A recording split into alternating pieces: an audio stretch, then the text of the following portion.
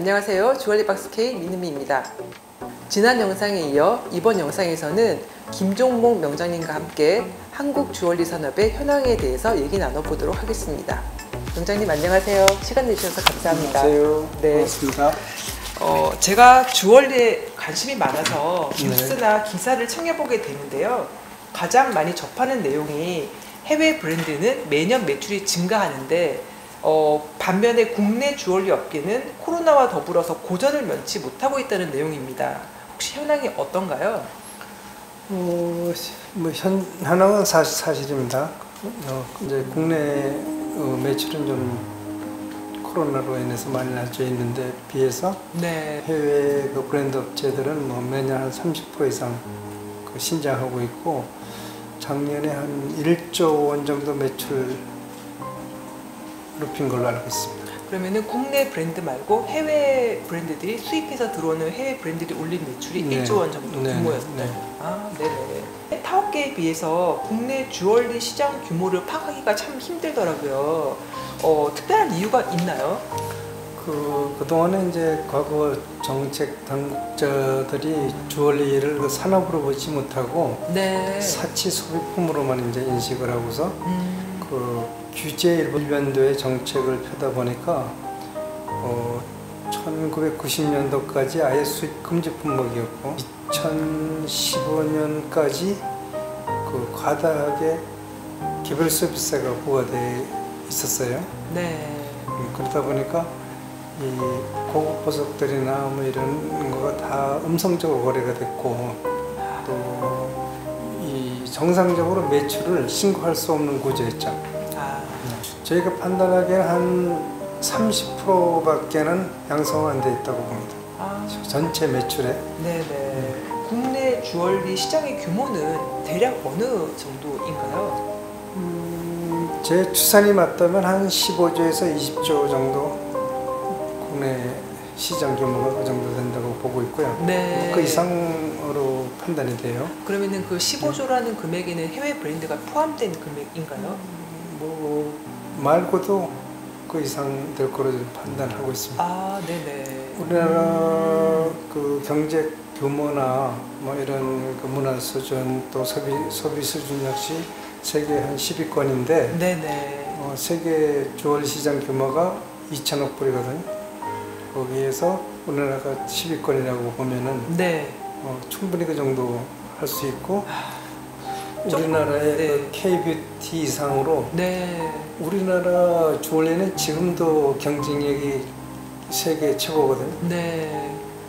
기능을 빗대에 가면 항상 그 메달을 따고 있고, 또 지금 현재 상태의 주얼리가 해외에 나가면 굉장히 인기가 좋고, 전 세계의 마운틴 제품의 70%를 우리나라가 수출하고 있어요. 마운틴 제품이 뭐냐면은 네. 보석을 안 물린 세팅만 한 소위 틀만 만들어서 수출하는 거예요. 그럼 해외에서는 거기다 보석을 물려서 이제 그 가치를 높이고 금액이 굉장히 크겠죠. 그러면은 지금 전 세계에 있는 70%가 우리나라에서 제작되는 거고요? 그렇죠. 저는 이런 사실을 처음 들었어요. 경쟁력이 있는데, 네네. 단지 외국처럼 보석을에 대해서 무슨 어떤 자금을 대출해주고 이런 거 우리 분야는 전혀 그런 지원이 없다 보니까 해외는 다이아몬드 보석한 사람들이 대출이 굉장히 많이 되고 신용도를 인정받는데, 우리나라는 그걸 안 하고 있으니까 자금력이나 이런 것 때문에 세팅만 해서 알을 안 물린 상태에서 이제 수출을 하죠. 그러면 그 사람들은 그걸 이제 알을 물려서 이제 비싸게 파는데, 그 단가로 보면은 마운팅 제품 평균 단가가 한 70만 원에서 120만 원 사이. 네. 평균적으로. 네네. 근데 그걸 가지고 알을 보석을 물려서 팔 때는 2천만 원에서 5천만 원. 네, 판단 말이에요. 정말 아쉬운 점이네요. 네, 그렇죠. 그래서 1대 산업이 다이아몬드 산업인데, 우리나라에서는 그런 걸 모르기도 하고, 이게 큰 중요한 산업이고 많은 일자리를 창출한다는 걸 잘 모르겠죠. 네네. 정말 명장님이 이런 말씀을 자주 해주시면 굉장히 그런 걸 아는 분들이 많아지실 것 같은데요. 많이 알아야 됩니다. 이거 네. 국가적을 위해서. 왜냐하면 네. 뭐 앞으로의 그 복지는 일자리거든요, 사실. 그 실업자를 어떻게 다 먹여 살리기 위해서 돈으로다가 다 해결하겠어요. 일자리를 줘야 그게 가장 큰 복지고. 네네. 근데 그런 일자리를 창출하고 꾸준히 사양화되지 않은 산업은 기금속 보석 산업이라고 해요. 아무리 뭐 자동화되고 첨단화돼도 숙련 기술자를 꼭 필요로 하고 사람의 손이 거치지 않고는 절대 나올 수 없어요.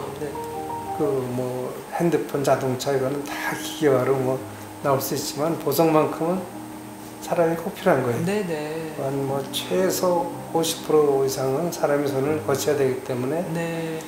그리고 이거는 뭐 장애자도 할 수 있고 나이 먹어서 오래 뭐 7, 80에도 할 수 있고 평생 직업으로 할 수 있잖아요. 네.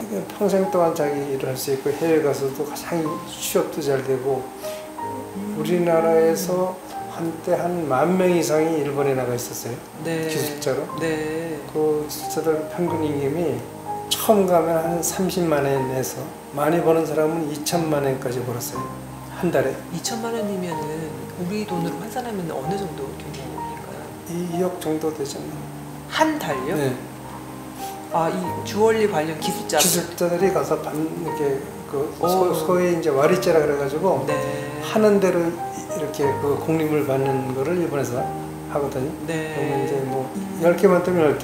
네. 그러니까 밤새도록 우리나라 기술자들 열심히 일하니까 네. 공장에서 자면서 그냥 밤새도록 밥만 먹고 일어나서 밥만 들고 막 이런 사람은 네. 그리고 또 이제 자기 밑에 몇 사람 더 두고 이렇게 이런 사람은 뭐 2천만 원까지도 보냈고 그 사람들이 3개월은 비자 갖고 있다가 한 달은 또 나가 있어야 돼요. 네. 그럼 3개월 있다가 한 달 우리나라로 들어와 있는 동안에 노는 게 아니고 거기서 일거를 가져와요.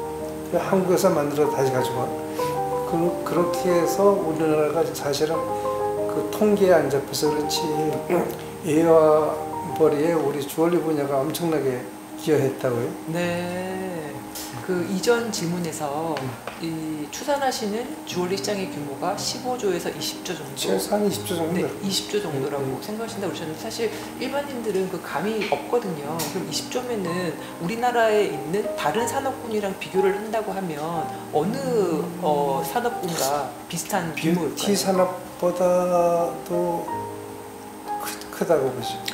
뷰티 산업이요. K-뷰티가 세계적으로 엄청나게 지금 선풍을 사실 일으켰는데 그거와 비슷한 규모라고 그 이상은 될 거예요.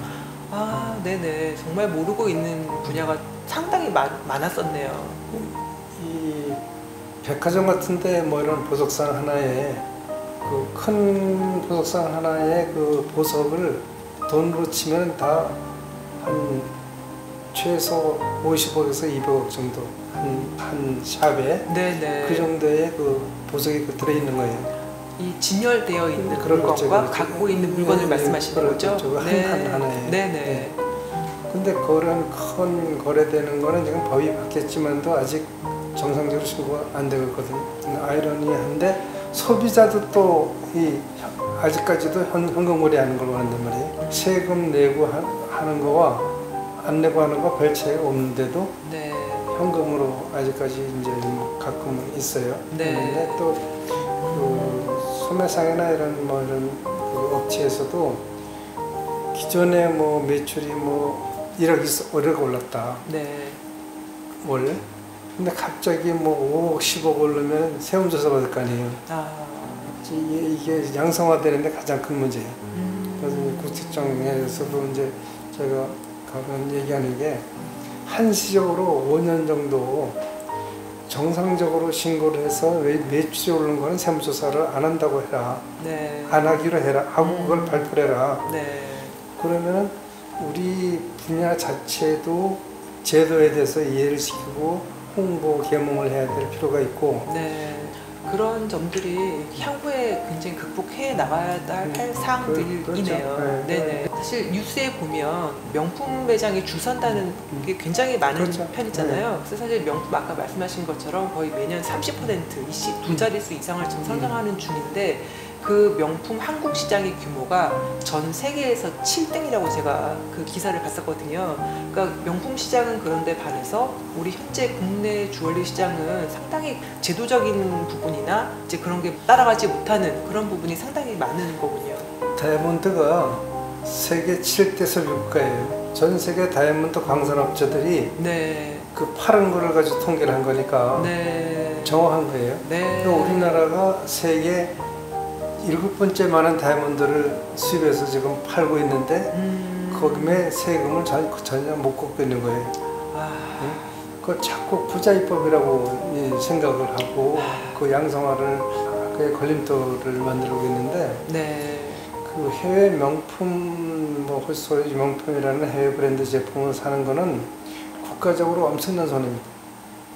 왜 그러냐면 국내에서 그 믿을 만한 부속상에서 사면은 해외 명품에 사는 값의 3분의 1이면 사요.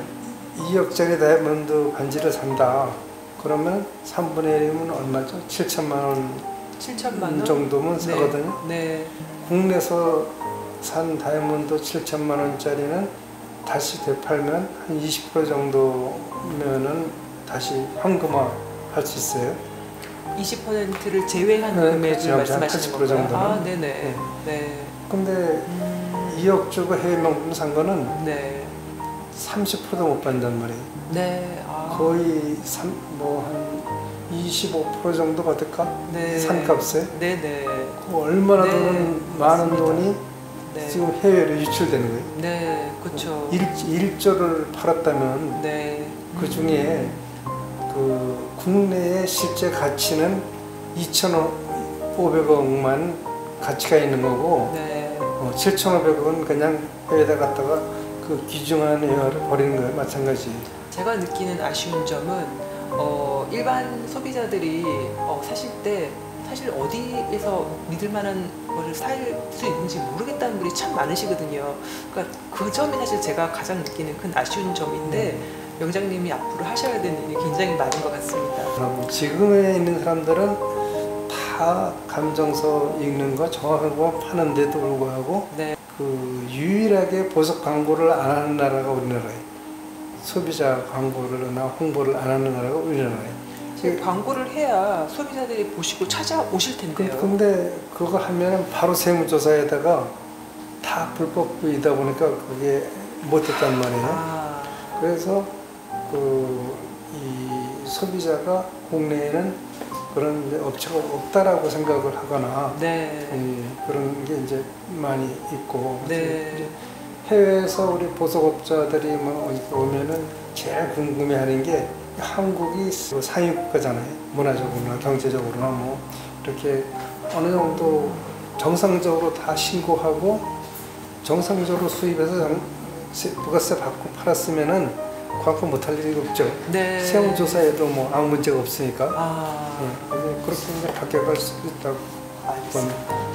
얼마 전에 그 한 국회의원님이 주얼리의 유통 관리 및 산업 기반 조성에 관한 법률안을 발의했다고 들었는데요. 어떤 내용인가요? 주얼리 산업이 굉장히 그 고부가치 산업이고 고용 창출 산업이니까 이 산업을 발전시켜서 국가기관 산업으로 만들자는 게 취지고 그 세분화되면 K 주얼리를 K 뷰티처럼 그 해외 많이 수출도 하고 그 다음에 해외 관광객들이 한국에 오면 주얼리를 한국의 대표 상품으로 사갈 수 있게끔 관광상품화 하자는 게 그 법안의 요지인데 품질 저품질을 좋은 품질로 속에서 팔거나 가짜를 진짜로 팔거나 이런 거를 못하게 하는 거예요. 네. 소매상 등록제를 통해서 지금 현재 있는 소매상들인데는 우리가 그 법이 통과되면 교육을 통해서 지식을 갖춰주고 새로 들어오는 사람들은 막는 게 아니라 기본 지식은 익히라는 얘기죠. 보석에 대해서 익혀가지고 정기적으로 직무 향상 교육을 받으라는 거거든. 네. 2년에 한 번씩이 됐든 1년에 한 번씩 받아서 지금 합성 다이아몬드가 나오면 합성 다이아몬드 감별법이라든지 또 처리 보석이 나오면 처리 보석에 대한 정보도 알고 또 그 뭐 계속 그 논문이나 뭐 이런 그 세제나 이런 게 바뀌잖아요. 네. 뭐 바뀐 법도 알고 부가세도 그 교육을 우리가 해서 부가세는 우리가 주고 부가세 주고 사서 소비자한테 부가세 받아서 내면 된다. 이런 네. 교육이 다가 필요하단 말이에요. 아니 주얼리에 이런 법이 아직 없어요. 저도 똑같은 생각이에요. 네. 네. 이렇게 반문하는 사람이 많아요. 네. 그러면 이제 이런 제도적인 부분이 보완이 더 된다고 하면 향후 우리나라에서 좀 롤모델로 삼을 만한 그런 해외 모범 사례가 있을까요? 인도는 전 세계 다이아몬드를 70% 이상 인도에서 깎으니까. 근데 우리나라는 1976년도에 정부가 1위 귀금속 공단을 만들었어요. 네. 전 세계에서 정부가 귀금속 공단을 만든 건 우리나라밖에 없어요. 다른 나라는 다 자성적으로 태어났어요. 네. 인도가 80년, 81년도쯤에 시골에서 먹기 살기 힘들어가지고 한 그 가족이 다이아몬드를 깎기 시작해서 지금 그 인도가 그렇게 전 세계 다이아몬드 70% 이상을 깎고 있는데 우리나라는 왜 그랬냐면 이제 70년대 먹고 살기 힘들 때 산업시설을 유럽을 보냈는데 암스테르담, 그 엔트워프 이런 데 쭉 가니까 다이아몬드를 수백 명, 수천 명이 공장 하나에서 깎고 있는 걸 보고서 아, 일자리 제공 산업이다. 그래가지고 이 공단에다가 차려서 거기서 굉장히 많은 사람들이 그 기술을 배워가지고 해외에 아까 얘기했듯이 일본에 많이 나가 있고 그랬죠. 일본은 지금 54조 원을 주얼리로 2016년도 기준으로 수출했어요. 네. 순수 제조 공립만. 네. 그렇게 많이 이제 수출하고 있는데 네. 그 가끔 이제 내가 입법 때문에 그 관계자나 그렇게 가면은 한국의 대표 브랜드는 뭐냐 이렇게 물어보는 사람이 있어. 네. 주얼리 대표 브랜드요? 네네. 그렇게 내가 기술이 좋다면은 네. 그쵸. 왜 대표 브랜드가 없냐고 역으로 물어봐. 네. 해외는 뭐 까르띠머니 브랜드가 많은데 그렇게 기술이 좋은데 왜 브랜드가 없냐고. 근데 그도 뭐 그동안의 제도나 이렇게 여러 가지 문제 때문에 그렇지만 나는 어떻게 대답하냐. 대표 브랜드가 코리아다. K 브랜드. 네. 한국 제품이라면 전시 때에도 가장 많이 고객이 몰리거든요. 네. 아까 70% 이상을 우리나라가 수출한다고 그러는데 네. 홍콩 주얼리시 같은데 우리 그 뭐 이제 한국 업체들이 가면은 거기에 바이어들이 쫙 몰린다고요. 한국 제품들 살라고요. 단지 그렇게 그 완성된 그 완성품 브랜드가 탄생하지 못한 거는 제도적인 문제, 그다음에 자금. 앞으로 또 해 나가야 할 과제. 그렇죠. 앞으로 이제 더 키워나야 되는 자금적인 문제. 그런 다음에 정부 차원에서의 어떤 지원 같은 거 이런 거가 전혀 없이 때문에 그런 거고.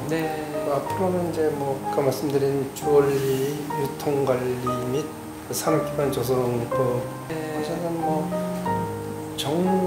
국가적으로 국가에 도움이 되기 위해서는 그걸 통과될 거고 그 통과가 안 되면 우리 분야만 잘못되는 게 아니라 그 통과가 안 되면 내가 볼 때 몇 년 지나면 해외 제품을 사다가 팔기만 할 거예요. 우리나라도. 왜냐면 인건비는 오르고 해외 제품은 무지하게 싸잖아요. 자, 우리나라 기술자들 원금 뭐 최소 300에서 500만 원인데 베트남 가면 30만 원 한 사람 쓰는데 언제까지 우리나라가 버티겠어요? 그래서 이제 우리나라는 이제 인건비 비싸기 때문에 고급화 시켜야 된다는 겁니다. 고급 주얼리는 한국에서 만들자. 싼 건 해외에서 만들더라도 그 스위스가 아마 6만 불 정도 될걸요. 우리나라 배 정도의 국민소득인데 거기가 고급 주얼리의 생산 기지잖아요. 주얼리 만드는 게 스위스가 그렇게 그 국민소득이 높은데도 우리나라도 고급 주얼리 생산 기지가 되면은 해외 그 유명 브랜드가 국내에서 생산하겠죠. 아주 기본적인 그 지금 제도는 개선이 됐어요. 네. 정부에서 조금만 더 관심을 가지고 네. 육성하면은 우리 분야는 물론이고 국가의 엄청난 기관 산업으로서 자리매김하고 그 많은 일자리를 창출하고 또 아까 얘기했듯이 해외 수출도 하고 해외 관광객들 와서 어떤 한국을 대표하는 상품을 사실 수 있게끔 그렇게 발전시키고 저쪽 그 고궁과 종로 귀금속거리 그다음에 동대문 패션타운을 이어주는 관광 벨트와 얼마든지 키워나갈 수 있는 여지가 많기 때문에 정부 당국자들이 하루빨리 눈을 뜨기 바랍니다. 네, 소비자분들이 맞습니다. 도와줘야 됩니다. 네네. K뷰티가 세계로 퍼져나가는 그리고 그런 해외 브랜드를 위해서요. 국내 제품 더 좋은데 주얼리도 마찬가지예요. 주얼리는 일반 소비품이 아니고 지산 가치가 있는 거잖아요. 더군다나 네네. 나중에 환금성이 있고 네. 화폐 개념을 가진 품목을 가지고 왜 그 해외에 다 뺏기냐고요. 네. 기술 좋은 우리나라에서 해가지고 수출을 해야지. 네네. 원장님이 이렇게 업계를 위해서도 많이 노력을 하시는데 원장님이 이제 업계에 입문하신 지 약 50년이 지났다고 제가 말씀을 들었거든요. 50년? 그래서 업계 발전 나도 많이 살았네. 업계 발전 이외에 원장님 개인적으로 이루고 싶은 꿈이 있으실까요? 나는 우리 업계를 떠나서 하는 일은 없어요. 지금도 그렇고 앞으로도 그렇고. 그래서 이제 이 보석직업전문학교는 이제 1997년도에 설립을 해가지고 국내에서는 제일 크고 규모도 있고 제일 훌륭한 교강사들이 잘 가르친다고 자타가 인정하고 있고. 큰 틀에서 아까 다이아몬드가 우리나라가 7대, 한대, 5대 수입국가인데도 거의 다 이제 무제로 거래를 되니까 정상적으로 수입을 해서 부가세 받고 소비자인데 공급을 하면서도 사실은 음성 거래나 불법 거래가 가장 함정이 잘못된 나쁜 걸 사도 모르는 거고 어디다 하소연할 데도 없고 보상도 못 받는 거거든요. 네. 정상적으로 수입해서 정상적으로 부가세 받고 거래를 하면서 그 산업이 양성화될 수 있는 구조를 만드는 게 그 목표를 가지고 있고. 네. 그래서 다이아몬드 고속 거래소를 지금 준비하고 있어요. 네. 하는 건 개인적이지만 다 업계에 관련된 일이죠. 네네. 그래서 이제 플랫폼인데 국내 모든 업체들이 다 보석을 이제 온라인 전시라는 거지. 자기가 가지고 있으면서 전시하고 소비자나 수매상들이 그걸 보고서 구매를 할 수 있고 인보이스 받고 정상적으로 수입하거나 국내에서 사서 소비자한테 공급하고 소비자는 정상적인 제품을 사면서 명품보다 3분의 1 값에 사고 네네. 나중에 팔 때 80% 정도는 언제든지 환불을 받을 수 있는데 모든 광물은 오르잖아요. 그러니까 내가 말씀드리는 80% 받을 수 있다는 거는 샀다가 바로 팔았을 때 네. 가격 변동이 없을 때 얘기고 팔 때 가격이 올랐으면 올린 값을 받는 거죠.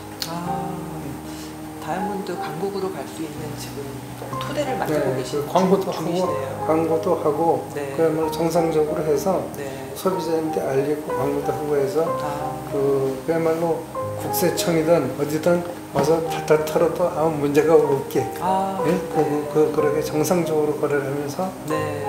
우리 산업이 내가 볼 때 2조, 3조 이렇게 세금을 낼 수 있고 약간 종사자 가족이 한 20-30만 명이 된다고 판단하는데 그거에 인정받는다면은 정부나 국회나 우리 산업을 보호하고 지원하려고 들지 않겠어요? 네, 맞습니다. 해달라고 안 해도. 네네. 네, 오늘 귀한 시간 내주셔서 감사합니다. 너무 얘기가 많았죠? 줄이세요. 네네, 알겠습니다. 네. 수고하셨습니다. 네, 감사합니다. 예. 네. 고생 많으세요. 네. 오늘은 주얼리 산업을 국가산업으로 성장시킬 수 있도록 열정을 다하고 있는 김종목 대한민국 귀금속 명장을 만나봤는데요. 주얼리 산업 발전을 위한 그의 노력이 보석처럼 빛을 발하길 기대해 봅니다. 이번 영상은 여기까지입니다. 구독, 좋아요 해주시고 궁금한 점은 댓글에 남겨주세요. 다음 영상에서 만나요.